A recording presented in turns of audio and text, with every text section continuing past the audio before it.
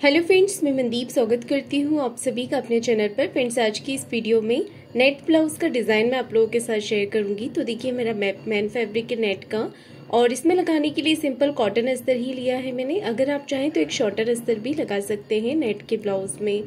34 size का मैं यहाँ पर बैक पार्ट का कटिंग कर रही हूँ, और ये डिज़ाइन मैं बना रही हूँ बोट नेक के अकॉर्डिंग। तो उसी के हिसाब से आपको बोट नेक का मेजरमेंट लेना है। अपने साइज के अकॉर्डिंग मेजरमेंट लीजिएगा शोल्डर और आर्म होल का।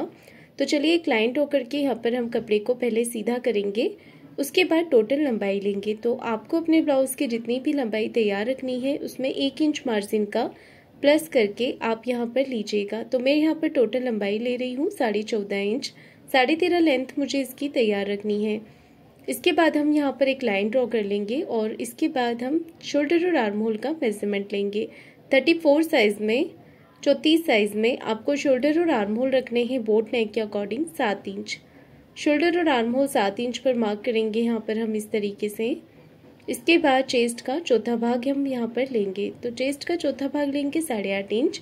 1.5 इंच का एक्स्ट्रा लिया है मैंने मार्जिन अगर आप चाहें तो 2 इंच का भी ले सकते हैं। 1 इंच पर आर्म होल की गोलाई करेंगे इस तरीके से। कमर का मेजरमेंट लेंगे। कमर है 28 इंच, उसका चौथा भाग होगा यहाँ पर 7 इंच। 1.5 इंच एक्स्ट्रा मार्जिन और 1 इंच एक्स्ट्रा और लिया है कमर की प्लेट्स के लिए। आधा इंच का आपको शोल्डर को डाउन कर देना है। इसके बाद हम करेंगे बैक पार्ट की कटिंग। तो इस तरीके से हमने इसे कट कर लेना है, ये देखिए। इसके बाद मैं इसकी कटिंग कर रही हूँ यहाँ पर नेट के फैब्रिक के ऊपर। तो नेट पर हमने इसकी कटिंग कर लेनी है इस तरीके से। इसके बाद देखिए, अब हम यहाँ पर गले का मेजरमेंट लेंगे। तो नेक की विड्थ रखी है मैंने 4 इंच की, और गले की लंबाई ले रही हूँ मैं यहाँ पर 3 इंच। नेक विड्थ रखी है 4 इंच, गले की लेंथ ली है मैंने 3 इंच, और 2.5 इंच हम नीचे की तरफ मार्क कर लेंगे 2.5 इंच। इसके बाद अब हमने 3.5 इंच पर विड्थ में मार्क कर लेना है, और यहाँ पर हम इस तरीके से इसकी मार्किंग यहाँ पर भी कर लेंगे 3.5 इंच।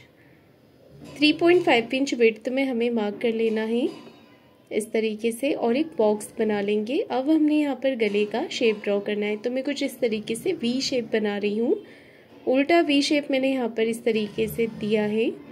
आप कोई भी शेप यहाँ पर आप चाहें तो राउंड भी ले सकते हैं, 5 शेप भी ले सकते हैं, जो चाहे आप यहाँ पर स्क्वायर भी बना सकते हैं, जैसा आप चाहें बना सकते हैं शेप। मैंने इस तरीके से डिज़ाइन दिया है। उसके बाद हमने पेपर पेस्टिंग रखना है नीचे की तरफ। पेपर पेस्टिंग को 1 इंच बाहर की तरफ लेते हुए आपको इसकी कटिंग कर देनी है। अस्तर वाला जो एक्स्ट्रा कपड़ा है उसके ऊपर रखकर इसे हम अटैच कर लेंगे। अब हम बैक पार्ट को तैयार करेंगे। तो मेन कपड़े को रखा है मैंने ऊपर की तरफ से उल्टा, और अस्तर के कपड़े को इसके ऊपर रखते हुए स्टिचिंग करेंगे। तो यहाँ पर सबसे पहले हमें गले पर सिलाई लगानी है। पहले हम ऊपर वाले नेक पर सिलाई लगाएंगे, उसके बाद हम नीचे वाले नेक पे सिलाई लगाएंगे। फिर बाहर की तरफ से सिलाई लगाते हुए जितना भी एक्स्ट्रा कपड़ा रहेगा उसकी कटिंग कर देंगे।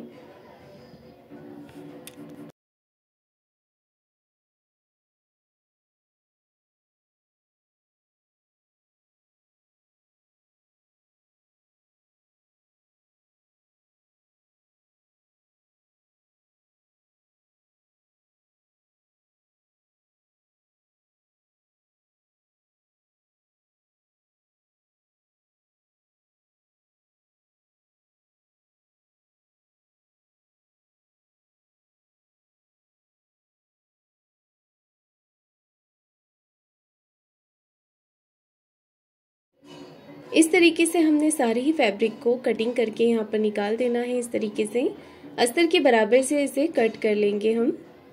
ये देखिए, फिनिशिंग कर दी है मैंने इसकी अच्छे से। अब हमें गले के पैटर्न को तैयार करना है। तो इसे मैंने अस्तर वाले एक्स्ट्रा कपड़े पर रख लिया था, और चारों तरफ से हम इसकी सिलाई कर देंगे।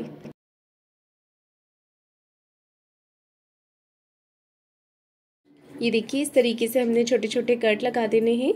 उसके बाद हमने बाहर की तरफ से कपड़े को फोल्ड कर देना है इस तरीके से।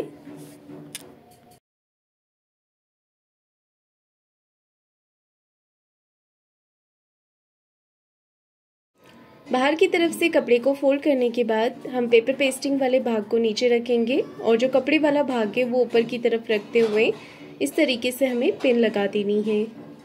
पिन लगाने के बाद यहाँ पर हम एक पैर का मार्जिन कवर करते हुए सिलाई लगा लेंगे इस तरीके से। ये देखिए फिनिशिंग के साथ सिलाई हमें लगा लेनी है। सिलाई लगाने के बाद हम एक्स्ट्रा कपड़े को कर देंगे कटिंग। तो यहाँ पर एक पैर का मार्जिन छोड़ते हुए बाकी सारा फैब्रिक कट कर देना है और छोटे छोटे कट हमें इस पैटर्न पे लगा लेने हैं इस तरीके से। ये देखिए पूरे ही पैटर्न के ऊपर हमने कट लगाने हैं और इस पैटर्न को पलटकर हम इस तरफ सिलाई लगाएंगे। नीचे से मार्जिन को भी इसी तरफ रखना है।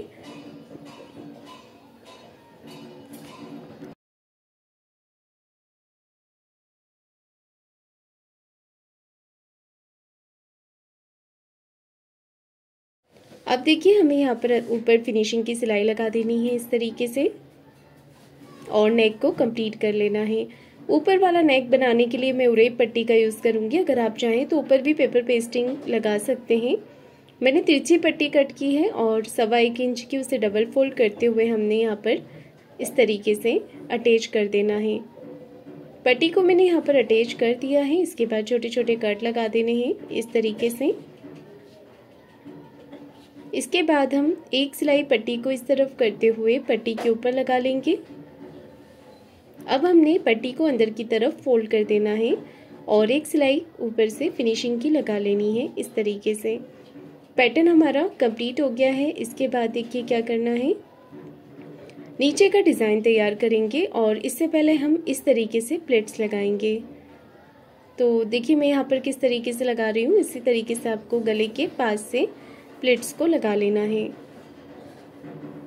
दोनों तरफ हमने एक बराबर प्लेट्स लगा देनी है 4 इंच की लंबाई में। और अब हमने लगाना है नीचे की तरफ कमर पट्टी। नीचे से आधा इंच का मार्जिन कवर करते हुए दोनों पार्ट पर आपको कमर पट्टी को अटैच कर देना है इस तरीके से। एक तरफ लगा लिया है, इसी तरीके से दूसरी तरफ भी लगा लेंगे।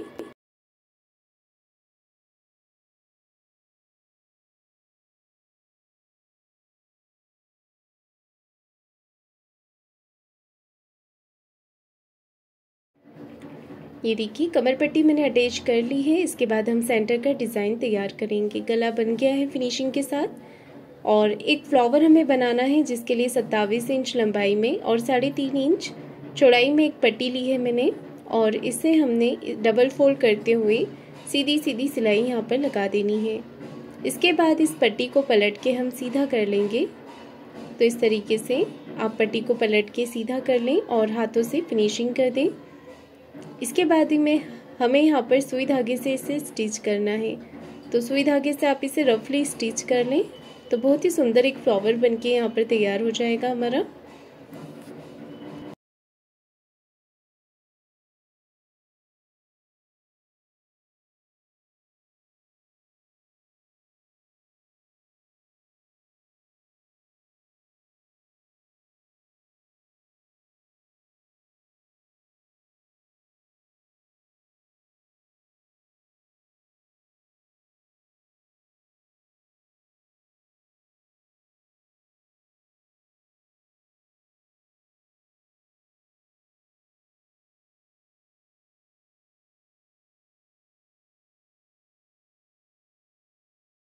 ये देखिए हाथों से इसे बराबर करते हुए आपको सुई धागे से इसे सेट कर देना है और स्टिच कर देना है। हाथों से बराबर रखना है आपको और इसे ऊपर नीचे करते हुए 2-3 बार अच्छे से पका करके नॉट लगा देंगे। इसके नीचे मैं बेल्ट तैयार करूँगी। तो बेल्ट बनाने के लिए भी मैंने जैसी पट्टी आपको अभी दिखाई थी फ्लावर बनाने के लिए, उसी तरीके से बेल्ट बनाने के लिए भी मैं यहाँ पर एक पट्टी लूँगी। फ्लावर रेडी हो गया है। तो ये बेल्ट बनाने के लिए पट्टी मैंने ली है। इसकी कटिंग आपको इस तरीके से करनी है। देखिए थोड़ा सा नीचे से बेल्ट को हम तिरछा कट कर लेंगे और इसे शेप दे देंगे। बेल्ट का शेप देने के बाद हम इसे सिलाई लगाएंगे। कॉर्नर से स्टिच करते हुए नीचे शेप देते हुए सिलाई लगानी है। बेल्ट की लंबाई जो है वो आप अपनी पसंद से कम ज़्यादा करके ले सकते हैं। इस बेल्ट को पलट के हम सीधा कर लेंगे और इसका जो नोक है वो अच्छे से निकाल लेंगे। तो दोनों तरफ से नोक को अच्छे से निकाल लेना है और दूसरा बेल्ट भी आप इसी तरीके से तैयार कर लीजिएगा। दोनों बेल्ट मैंने तैयार कर लिए हैं। इन्हें एक के ऊपर एक रखते हुए स्टिच कर देंगे यहाँ पर। ये देखिए फ्लावर को इसके ऊपर अटैच कर देंगे, सुई धागे से अच्छे से इसे पक्का कर देंगे।